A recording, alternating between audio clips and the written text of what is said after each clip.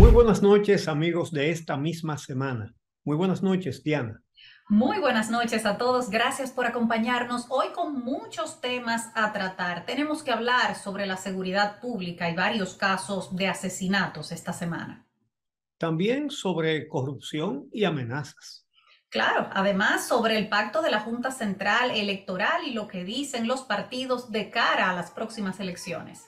Y la muerte de un general de Balaguer nos deja muchas preguntas acerca de la impunidad. Y eso tiene que ver mucho no solo con nuestro pasado, sino con nuestro futuro inmediato. Así que ese Así es. será un tema también en este programa. Regresamos de inmediato con este contenido. Esta misma semana. En esta semana que termina, como es habitual, varios crímenes. Uno que sacudió a la opinión pública fue el asesinato del folclorista, artista Víctor Herarte, un hombre ligado a la televisión, a los carnavales durante décadas. Eh, Encontraron su cadáver en su apartamento con serias lesiones en el cráneo y en la cara. Hay que señalar que de inmediato se dijo que habían varios haitianos cerca y por lo tanto la policía se puso a investigar. Detuvieron a 3 trabajadores haitianos que trabajaban en la vecindad. Ninguno iba a esa casa y después la policía los despachó y dijo que no, nada tenían que ver con el tema.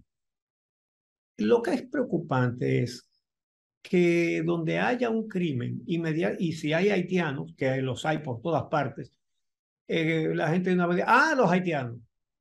Eso es muy cómodo para los criminales. Obviamente que hay haitianos que cometen crímenes, como hay dominicanos y hay gente de todas partes que comete crímenes. Pero es muy importante tomar eso en cuenta. Esperamos que la policía va a dar con los que cometieron ese horrendo crimen. Aquí vemos el sepelio, el cortejo fúnebre, que, bueno, con muchas personas disfrazadas, como un recordatorio del colorido que él contribuyó, ¿verdad?, a hacer en cada carnaval Claro. dominicano. Pero es importante que en este caso se termine la investigación, que haya una acusación de parte de la Fiscalía de Santiago donde se establezca realmente qué fue lo que sucedió. Es importante que se esclarezca el crimen de Víctor Herarte, no solamente por sus familiares, sino por toda la sociedad de Santiago. Era una figura destacada, como tú dices, del folclore de nuestro país y tiene que quedar claro qué fue lo que pasó con Víctor Herarte. Claro que sí. También en Moca, 4 asaltantes se metieron en la cooperativa Copadepe, que está en una plaza comercial, en un lugar céntrico de Moca, y la asaltaron. Estos hechos ocurren a cada momento. Entonces, el gobierno lanzó, oigan esto, el Plan de Estrategia Seguridad Ciudadana, Mi País Seguro, que trata de mejorar la seguridad en el barrio Villamella de la capital. Veamos esto para comentarlo. Al lanzar este plan de seguridad ciudadana, el gobierno anunció una serie de acciones que serán implementadas para reforzar la vigilancia, entre las que citaron más agentes policiales y motocicletas para el patrullaje. Ya recibimos 30 canchas móviles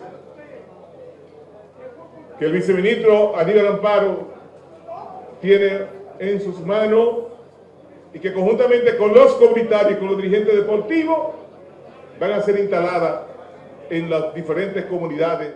Ya que no vamos a permitir que la delincuencia siga trayendo intranquilidad y desasosiego a tantas personas que tienen toda la vida residiendo y desarrollando sus labores en esta localidad.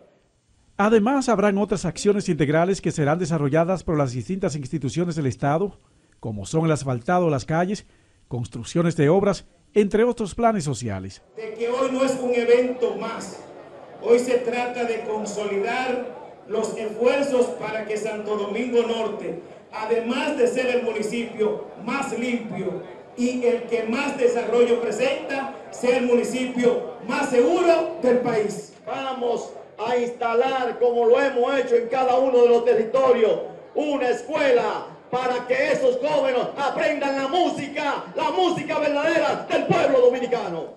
Este plan integral busca detener la criminalidad que en las últimas semanas afectó a este sector de Villamella, en el cual varias personas perdieron la vida debido al enfrentamiento entre bandas que se disputaban el control del tráfico de estupefacientes. ¿Qué número será ese plan de seguridad? No solamente de este gobierno, sino de los inmediatamente anteriores. Se han lanzado 800 planes de seguridad que básicamente en lo que han consistido es poner un patrullaje 2 o 3 días y después que se calma la cosa, se quitó el patrullaje y ya. Eso es todo. Eso es todo. Pero hay que recordar que esto sucede después de que hubo una balacera en un centro de diversión en Villamella y que una pandilla impuso el terror en ese sector. Así es.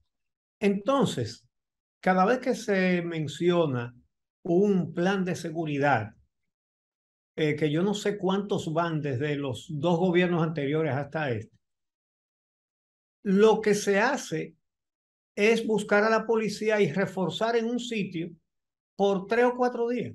No, han llegado a hacerlo incluso con el ejército, poner a patrullar al ejército en las calles de la ciudad con armas largas, que parecemos que estamos como en un estado de guerra, pero eso solo se sostiene un par de semanas. Y al par de semanas regresa cada cual a su destacamento o a su cuartel y hasta ahí llegó el plan de seguridad.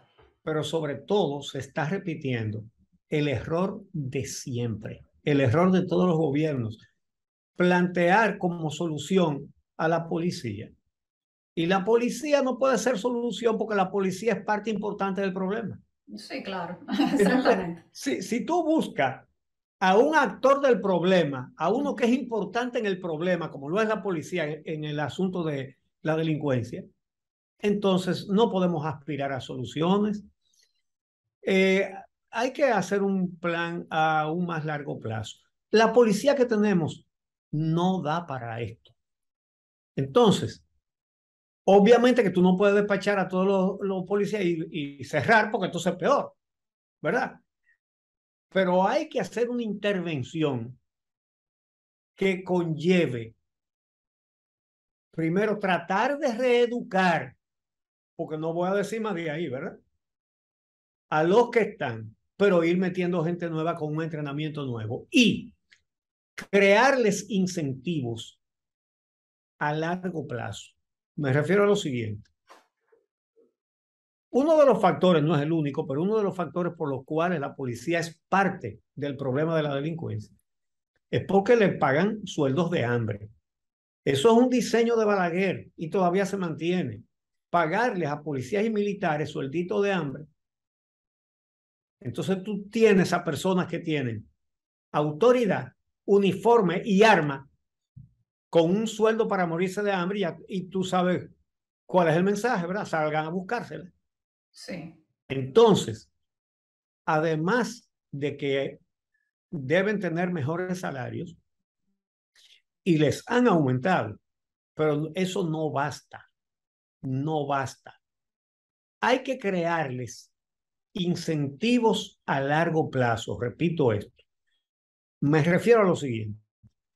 Por ejemplo, un policía está sujeto a un escalafón que no se puede violar. Cuando le toque subir de raso a cabo, debe subir de raso a cabo. Cuando le toque ser sargento, tiene que ser sargento. Pero además de mejores salarios, entonces, por antigüedad en el servicio, debe tener una cantidad de beneficios importantes, permanentes. Por ejemplo, vivienda. Cuando usted tiene 15 años, 20 años, digamos, siendo policía, le toca una casa. ¿Y tú sabes quién va a velar por qué ese policía se porte bien? Su familia. Su familia es la primera que va a velar porque tenga un comportamiento correcto, para que no pierda ese tipo de incentivos. Pero Y obviamente, Ujú. universidad gratis para sus hijos en fin, ese tipo de beneficios. Pero hace meses que se presentó un plan de reforma policial y en el que participaron personas que vinieron a asesorar, incluso de otros países. Hay un asesor colombiano, si mal no recuerdo, había otro de España también. Sí. Participó la sociedad civil en ese proceso. Estaba presidida por Servio Tulio Castaños, esa comisión que hizo una serie de recomendaciones al gobierno. ¿Dónde están? ¿Dónde están? Se están implementando. Chocando con la realidad. ¿Qué se está haciendo con eso? Nada. Chocando Mira, con la realidad. por otro lado, otro tema de seguridad pública que ha inquietado mucho a la población durante las últimas semanas y meses es el caso de desapariciones de jóvenes. Y esta semana se resolvió uno de esos casos, pero con un final muy, muy trágico, con el hallazgo por parte de la policía del cuerpo del joven Jesús Cuevas, quien había estado desaparecido desde principios de octubre. Ha confesado el crimen un individuo que es conocido como Anthony, pero cuyo nombre real, te lo voy a decir ahora, Francisco Javier García Quesada, en el kilómetro 7 de la carretera Sánchez. Y allí fue encontrado el cuerpo de este joven dentro de un tanque de agua, y él le confesó a la policía cómo descuartizó a este joven. Vamos a escuchar lo que dijo Diego Pesqueira, el vocero de la policía, luego del hallazgo. Mira, por el momento la Policía Nacional confirma el arresto de Francisco Javier García Quesada, de 32 años de edad, quien admite haber ultimado a el joven Jesús Cueva, descuartizado el cadáver y pues colocado dentro de un tanque con fundas. La Policía Nacional, bajo la coordinación de un representante del Ministerio Público, ha procedido inmediatamente a apoderar al Instituto Nacional de Ciencia Forense, INACIF, para que sean los peritos en la materia que científicamente puedan establecer circunstancias y motivos de la muerte. O sea que por el momento la Policía Nacional está a la espera, conjuntamente con el Ministerio Público, de estos resultados forenses para establecer distintas hipótesis que pudiesen surgir en el momento y al mismo tiempo descartar versiones que han sido puestas en circular. Volviendo al papel de la policía en relación con la ola de crímenes y todo eso, para darles una muestra de esta semana, de esta misma semana, como se llama este programa, el juez de instrucción de Barahona, Ángel Caraballo, les dio un acto de no al lugar por insuficiencia de pruebas a 2 de los agentes policiales de la Regional Sur de la Policía en Barahona, vinculados al famoso secuestro del cabo Chatica, el cabo Esteban Félix Batista. Bueno, ya no al lugar. Ese caso lo dice todo. Bueno, el abogado defensor de esos 2 policías dijo que el Ministerio Público no presentó pruebas contra esos agentes, Wellington Ferreira Félix y Jonathan Pérez y Pérez. Todos recordarán el caso. Fue un tumbe de drogas que le dio un contingente de la policía, un contingente de 15 policías entre oficiales y alistados, a unos narcotraficantes extranjeros y dominicanos que llegaron en una lancha llena de cocaína a una playa de Barahona. Entonces, los policías los agarraron y en lugar de llevárselos presos e incautar la droga, despacharon a los narcotraficantes y vendieron la droga. Así que se convirtieron también en distribuidores de drogas. Entonces, en lugar de apresarlos y someterlos, los despacharon y se quedaron con la cocaína. Pero el colmo es que al raso Chatica le habían tocado, la proporción que le tocó a él del negocito fueron 200 kilos de cocaína. Entonces la vendió y se lo llevó a su papá para que le guardara ese dinero. Entonces al cabo Chatica lo secuestran para que entregue la parte que le dieron a él. Y el cabo Chatica, bueno, se escapó y llega al cuartel de la policía. Y en el cuartel de Barahona, señores, esto no tiene ejemplo. Lo que hacen es que lo interrogan y entonces le dice que busque la cocaína. No, la cocaína se vendió, el dinero, porque pues traigan el dinero aquí. Entonces él llama a su papá y a un hermano y ellos llevan el dinero, no completo porque ya el papá había tomado una parte. Y agarran el dinero y lo despachan. Pero eso en el cuartel de la policía. ¿Y cómo podemos pensar que una policía que funcione así puede ser solución para combatir la delincuencia? Hay que decir que cuando eso sucedió, el comandante regional de Barahona era el actual jefe de la policía. Así, ese detalle no se puede dejar fuera de la narración. Exacto. Entonces, no. Los 15 miembros de la policía involucrados en ese tumbe de drogas están todos en libertad. Eso eran los últimos dos que quedaban hasta donde sé. Todos en libertad.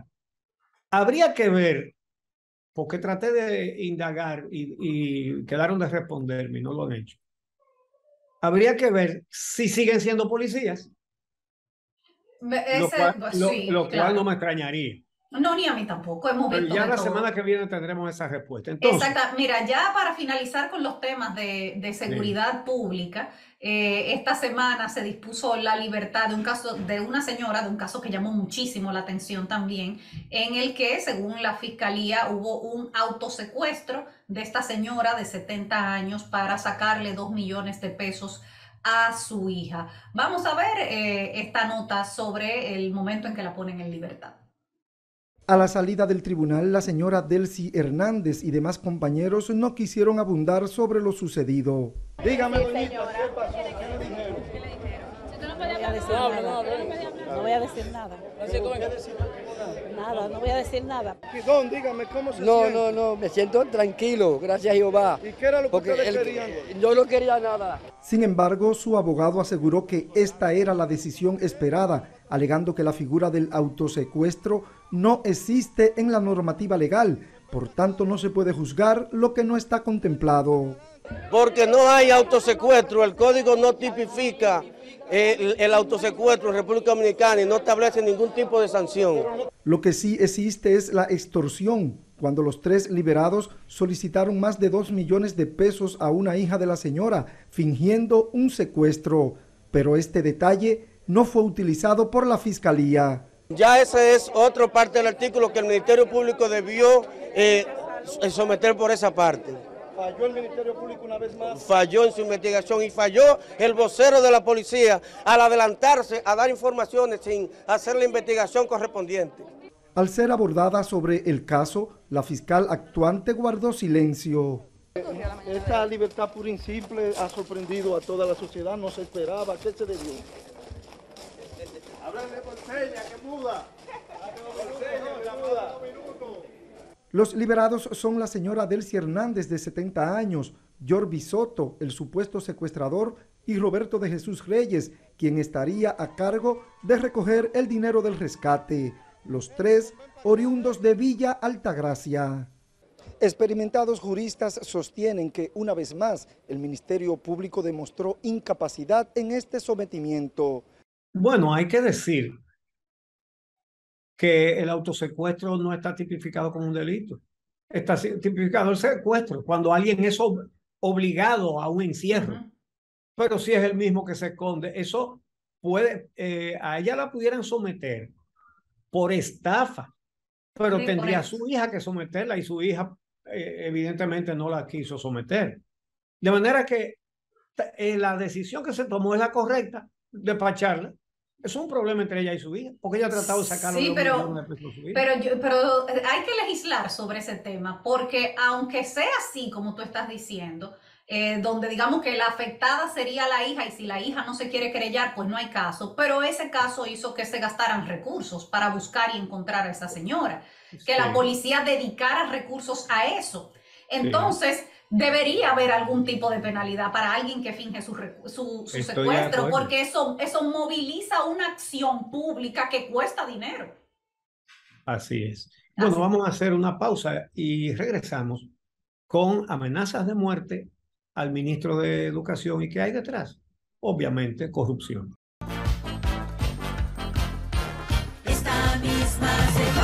Esta semana estuvo el ministro de Educación, Ángel Hernández, en el programa El Día.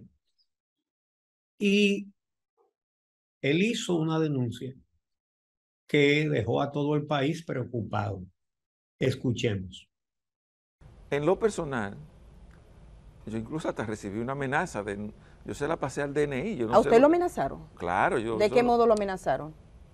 Al chino hay que darle un tiro. ¿Cómo puede ser? ¿Al chino? ¿Pero de qué modo se lo hicieron? ¿Por teléfono? No, me lo hicieron llegar a través de un tercero. Entonces, ¿a qué se deben esas amenazas? A que él ha estado investigando cosas que se han hecho ahí. Que se ha hecho ahí en el pasado reciente y más distante también.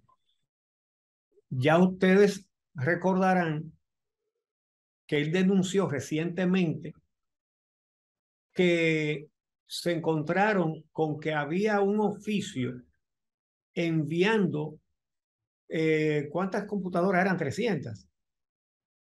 No recuerdo el número, pero una cantidad de computadoras que había comprado el ministerio para donarlo a estudiantes y lo mandaban para descargarlas como inservibles en bienes nacionales. Estaba el oficio hecho y todo, y cuando fueron a ver las computadoras estaban nuevas, sin estrenar. Ay, Dios mío. ¿Por qué alguien quería mandar esas para desecharlas si no estaban ni estrenadas? Obviamente para comprar más, para que esas computadoras hicieran falta. Y ya ustedes saben que ha habido ahí de todo con las compras. Y mira, en los gobiernos anteriores y en este también. Entonces vamos a ver cómo algunos diputados les quieren encontrar otras patas a esos gatos. Que el mismo ministro ha demostrado y ha denunciado que se ha pagado muchos artículos, libros, butacas y todo este inmobiliario de escuela y no se ha entregado, y eso ha conllevado entonces que esas personas estén haciendo este tipo de amenazas, si es que se ha hecho. Pero él tiene que decir quién lo amenaza.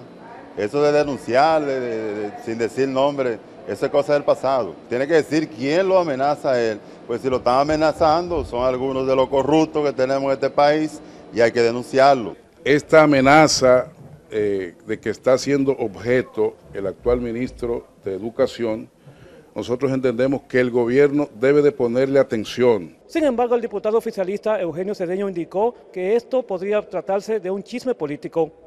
Bueno, quizás él no sepa que no está amenazando, pero que yo de verdad, que no veo por qué hacer algarabía por este tipo de cosas. En ese sentido, Máximo Castro Silverio y Ramón Bueno califican como peligrosas esas amenazas a un funcionario del Estado. A todos lo amenazan, de todo denuncian, pero amerita una investigación porque aquí han asesinado funcionarios y yo creo que como dicen en el campo, el palmo con tiempo tiene remedio. El Estado Dominicano tiene que poner a funcionar los organismos investigativos para que se determine la veracidad de la denuncia. Pero ¿y quién les dijo a ellos que él no denunció eso? Si lo denunció.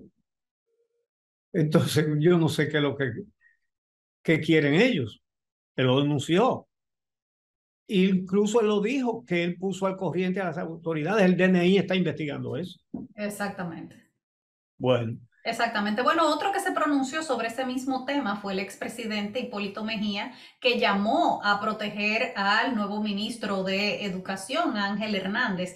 Y la verdad es que cuántas cosas se han batido en ese Ministerio de Educación a lo largo de los años. Qué botín tan grande ha resultado ser el Ministerio de Educación. Vamos a escuchar las opiniones de Hipólito Mejía. La educación hay que protegerla y al ministro, que es un hombre capaz, inteligente, que ha demostrado que tiene condiciones excepcionales. Tengo muchos años que no hablo con él, pero es una persona capaz. Yo espero que enfrentemos la educación como debe ser. Bueno, y hay denuncias también, ya no en el gobierno, sino dentro de un partido político, el Partido Revolucionario Dominicano, PRD. Una comisión de dirigentes del PRD depositó en la Cámara de Cuentas una solicitud para que hagan una auditoría de la gestión de Miguel Vargas Maldonado como presidente de ese partido. La gente que le quedan a él son los que Oye, están ¿tú recuerdas si hay precedente de eso? ¿La Cámara de Cuentas ha auditado a alguno de los partidos? La verdad es que nunca he oído eso. Pero obviamente la Cámara de Cuentas tiene autoridad para auditar a todo el que use fondos públicos. Exactamente. Y el dinero de los partidos Claro. es el dinero de los contribuyentes, de usted y de nosotros y de todos. Totalmente. Entonces, obviamente que sí procede. Entonces, Ramón Victoria Molina, que es el vicepresidente nacional del PRD, el que le sigue a Miguel Vargas, dice que Miguel Vargas ha usado 1.300 millones del partido sin darle cuenta a nadie.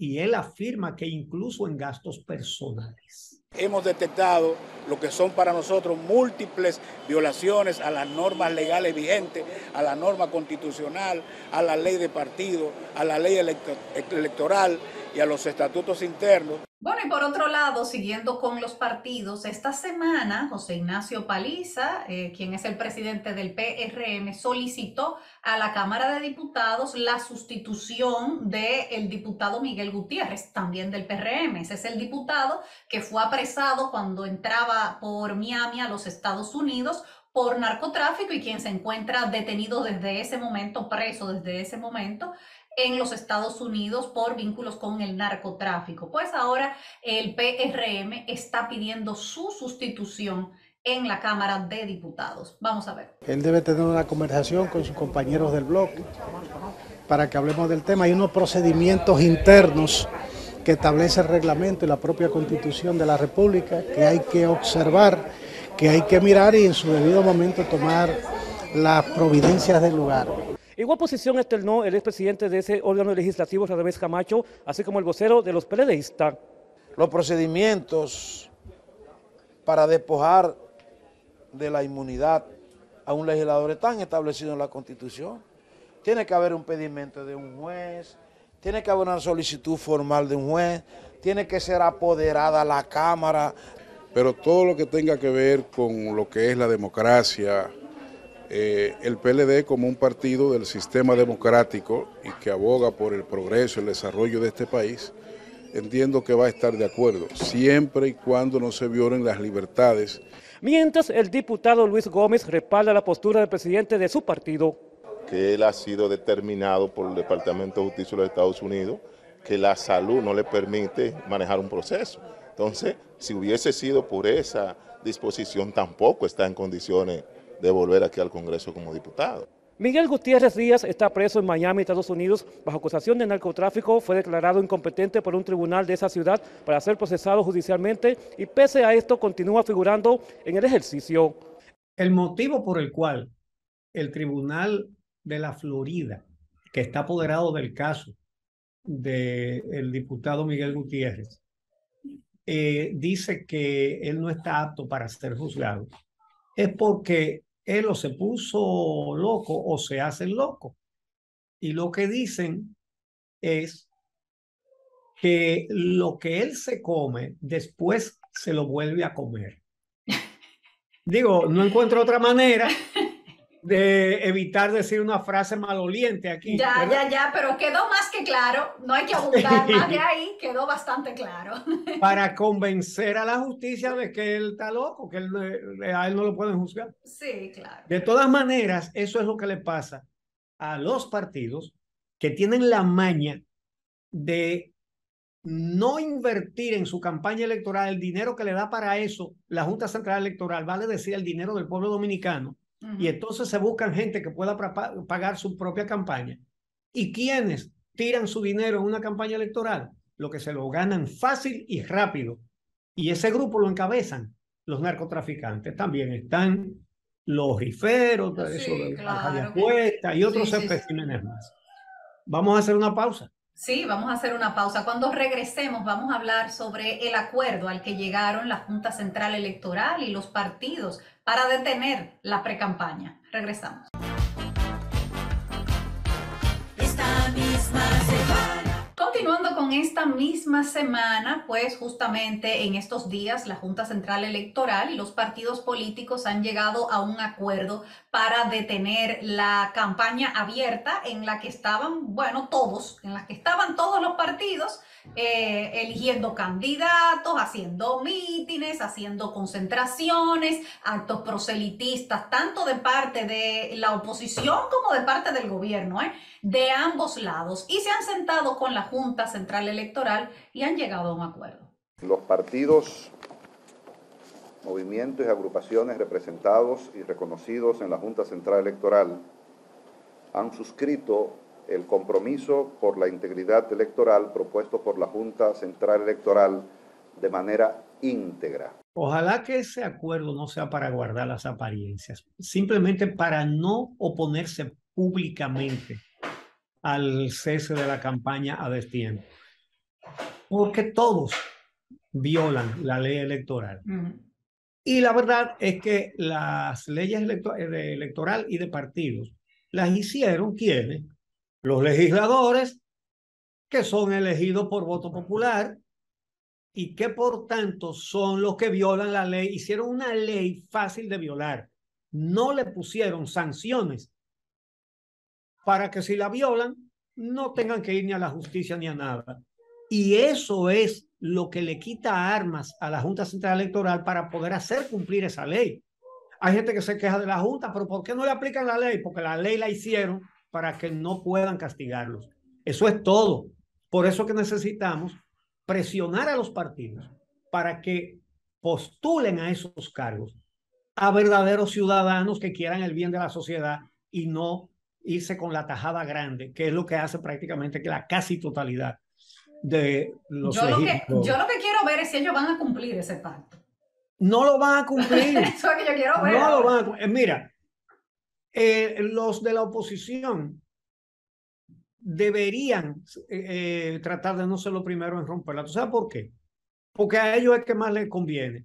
Porque cuando ellos fueron gobierno, lo hicieron sin hacerle caso. Además, la Junta la ponían ellos. Entonces, por eso nunca hubo persecución, ni acusación, ni nada, ni investigación de nada. Nunca. Pero ahora, entonces, el gobierno no son ellos. Pero a lo que debemos aspirar y lo que debemos exigir todos los ciudadanos es que sí que se cumpla y que no se haga campaña ahora. El gobierno va de robo porque desde Balaguer la marrulla se impuso y está prohibida la campaña, pero los gobiernos inauguran obras. Es el único país donde los gobiernos inauguran obras. En ningún lugar usted ve que hacen un acto político para inaugurar un hospital. Aquí hacen la inauguración de una sala de hospital. Lo hicieron en el y de un parqueo. Y de un parqueo. Y de un parqueo. Aquí se inaugura un parqueo. No, sí. Parqueo municipal. Eso. No, parqueo para que el director de la institución ponga su jipeta. Eso se inaugura. Exactamente. Entonces, lo hicieron antes, pero es hora de acabar con eso. Estamos de acuerdo con que la Junta se ponga dura, pero hay que volver a recalcar que le hicieron una ley para que no pudiera apretarle la garganta a los violadores. Vamos a hacer una pausa porque hemos dejado este tema para el final. Esta semana murió Salvador Lluveres Montaz, señalado como autor del asesinato de Orlando Martínez. En completa impunidad, ya regresamos con ese tema.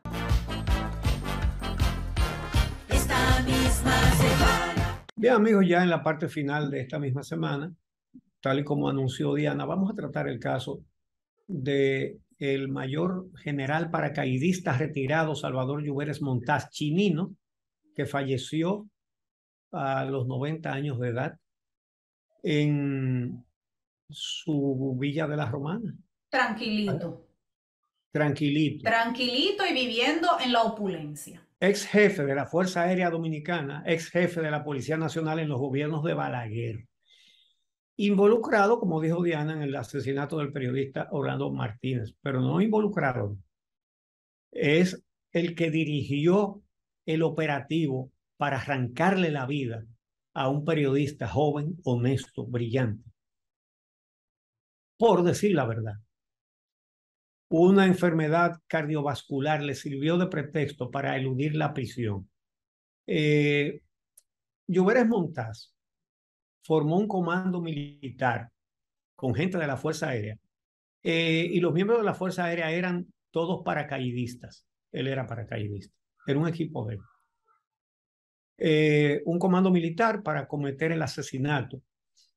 Y en ese comando estuvo un general paracaidista,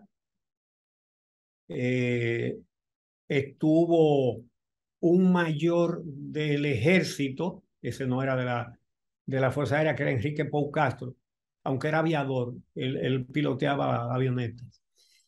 Entonces el equipo lo formaban, ya el operativo, el de cometer el crimen. El mayor Enrique Pou Castro, después llegó a general, lo ascendieron al gobierno del PRD. Dígame usted. Enrique Pou Castro.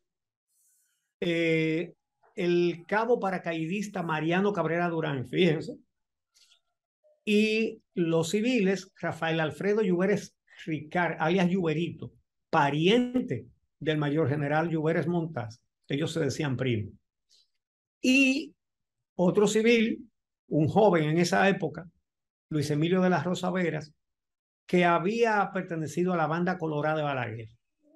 Entonces, ese fue el que menos participación tuvo. Lo llevaron para cometer el crimen, pero no lo usaron, él no participó. Entonces, hay que irse a la página en blanco de Balaguer, que es una obra de perversidad. Hay que señalar que en su obra Memorias de un cortesano en la era de Trujillo, Balaguer pone una página en blanco. Y se ha hablado mucho de esa página en blanco, pero se ha hablado poco de la página que le queda enfrente a la página en blanco, que es la página de la izquierda. La en blanco está a la derecha. En la izquierda, él dice que él va a poner que esa página se quede en blanco porque años después de que él se muera, se va a llenar con los nombres de los que mataron a Orlando Martínez. Que por cierto, ya pasó el tiempo que había dicho el expresidente Balaguer, que supuestamente 20 años después de que él se muriera se iba a publicar quién había asesinado a Orlando Martínez, que él había dejado a alguien con esa información para que lo publicara. Ya pasó ese tiempo y no se ha publicado. Oye, qué cerebro más retorcido. Sí, más macabro. Él prometía que lo iba a mandar a decir, pero años después de que se muriera. Entonces, no, y pasó el tiempo que él dijo y tampoco se publicó nunca. Pero ¿cómo tú vas al cementerio Cristo Redentor a pedirle cuenta? Usted dijo que ya lo iba a decir. ¿Dónde está? Sí, ajá. Entonces, esa era la cosa de Balaguer. Entonces, dice que una persona que estaba supuesta a sobrevivir lo iba a decir. Oigan, señores, la responsabilidad de un presidente. Pero ¿y cómo? Pero, señores, nada más aquí se tolera una cosa así. Ahora, un presidente, el que tiene que ser garante de las leyes. Él mismo dice, yo sé quién fue y no lo digo, y soy el presidente. No, pero además que intentaron buscar unos chivos expiatorios que no habían sido, evidentemente, intentaron pegarle el asesinato a personas que pertenecían en ese momento a movimientos de izquierda. Óyeme, oye bien, al PLD. Porque el plan fue asesinar a Orlando Martínez y culpar del asesinato a Juan Bosch. Por eso, miren la página de enfrente de la página en blanco. Ahí ustedes ven que Balaguer pone una foto donde hay varias personas, pero en el centro están Orlando Martínez al lado de Juan Bosch. ¿Y cómo mataron a Orlando Martínez? Esperaron, él de vez en cuando le hacía fuertes críticas a Juan Bosch y esperaron que publicó un par de artículos consecutivos con fuertes ataques a Juan Bosch, y el día que entonces su columna ya tenía otro tema, entonces ahí lo persiguieron cuando salió de la revista Ahora y lo mataron frente a la universidad. Y el objetivo era culpar a Bosch. Por eso entonces metieron presos a Diomedes Mercedes y Cheche Luna, que eran del PLD, pero no solamente eran del PLD, eran del cuerpo de seguridad de Juan Bosch. Entonces, para decir, ¿y quiénes mataron hablando? Oh, 2 guardaespaldas de Juan Bosch, 2 miembros de la seguridad de Juan Bosch. Y el crimen fue después de que él escribió contra Juan Bosch. Para eso usaron a un preso común, creo que recuerdo el nombre, Félix Manuel Vargas Taveras, alias Papirucho, que era un delincuente común. Y entonces lo pusieron a dar un falso testimonio de que él lo oyó hablando en la cárcel cuando estaba preso de cómo fue que mataron a Orlando Martínez. Un tipo que estaba preso porque le dio una golpiza bestial a su mujer. Y de ahí salió libre, con dinero, con un revólver, porque lo nombraron sargento de la policía. ¡Oh, qué premio! Déjame decirte que nosotros en el periódico La Noticia lo averiguamos todo. A mí se me ocurrió decirle a los reporteros, averíguame quién es la madre de la esposa de él, que con esa es que tenemos que hablar. Bingo. A su hija le habían dado una golpiza bestial y la hija no se iba a atrever a hablar. Pero cuando fue, creo que fue, bueno, no me acuerdo cuál de los muchachos que trabajaba conmigo fue que fue. Y le preguntó, la tipa dijo, sí, él salió con cuarto, él nunca tenía un chele, él le quedaba mal, él era tapicero de carros, él le quedaba mal a todos los clientes y vivía pidiendo para fumar cigarrillo y ya salió con un cuarto y con un revólver. Pues, ¿sabes lo que hizo él con ese revólver? A los 2 días de tener el revólver, fue y le dio un balazo al esposo de una hermana suya. Y después se fue a la avenida Duarte y un pastor evangélico que estaba en un bar, en una cafetería, tomándose un jugo, estaba en la puerta cuando él pasó y él le dijo, usted me miró mal, y cogió y le metió un balazo al... Claro, porque era un asesino. A eso fue que sí, buscaron para ese trabajo. Testigo estrella que fabricó el gobierno de Balaguer para acusar a Bosch de matar a Orlando Martínez. Y todo eso hay que decirlo, porque aquí se habla, los bandidos del PRD le dieron el título de padre de la democracia a Juan Bosch, el mismo que le prohibió hablar por a Balaguer, le dieron el título de padre de la democracia a Balaguer. A Balaguer, sí. Sí. Pero hay que decir, vale hay que decir que aunque fue muchos años después, hubo un proceso judicial contra los reales asesinos. Ah, sí, porque entonces, en 1997, 22 años después del asesinato de Orlando, se abrió una nueva investigación. Doña Adriana Jauli Viuda Martínez, la mamá de Orlando, que en esa ocasión yo propuse que la reconociéramos como la madre de todos los periodistas, porque fue ejemplar. Tú sabes que aquí los crímenes perimen. Aquí le dan bono y premio al que comete un crimen y no lo agarran pronto. Entonces, ella se ocupó de que nunca perimiera porque ella elevaba una instancia judicial cada vez que se iba a cumplir. Y por eso el caso estaba vivo 22 años después. Y le tocó a Juan Miguel Castillo Pantaleón, que fue nombrado juez de instrucción de ese mismo tribunal, y él ni sabía que eso estaba ahí. Cuando se iba a cumplir otra fecha para que caducara el caso, fue doña Adriana con los abogados y él dijo, ¿y eso está aquí? Oh, sí, se puso a buscarlo y abrió una investigación histórica. Lo averiguó todo y consiguió el testimonio de un militar que había investigado, pero habían parado esa investigación, pero lo había averiguado todo y tenía todos los datos. Y ese hombre, que era un militar retirado, ya anciano, y que estaba muy enfermo, murió poco después de eso. Le dijo toda la verdad al juez, pero le buscó hasta confesiones y todo. Y por eso fueron sometidos. Entonces, sometieron a Lluveres Montaz. El crimen iba mucho más arriba de Lluveres Montaz, que era jefe de la aviación. Era toda la cúpula militar y Balaguer. Entonces, pero el que se comprobó, porque Pau Castro, que al principio negaba, finalmente cuando le mostraron todas las pruebas, confesó. Y Pau Castro dijo, la orden me la dio el general Lluveres Montaz. A los dominicanos nos tiene que quedar una lección de eso, para que hagamos un compromiso todos con la patria y con nosotros mismos, uno por uno, de jamás en la vida propiciar gobiernos que controlen la justicia para robar y matar con absoluta impunidad.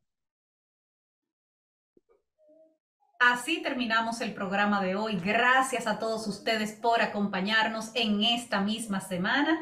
El próximo sábado nos encontramos nuevamente, Uchi Lora, Diana Lora, una servidora con todos ustedes aquí en Telesistema 11. Hasta el próximo sábado. Esta misma semana.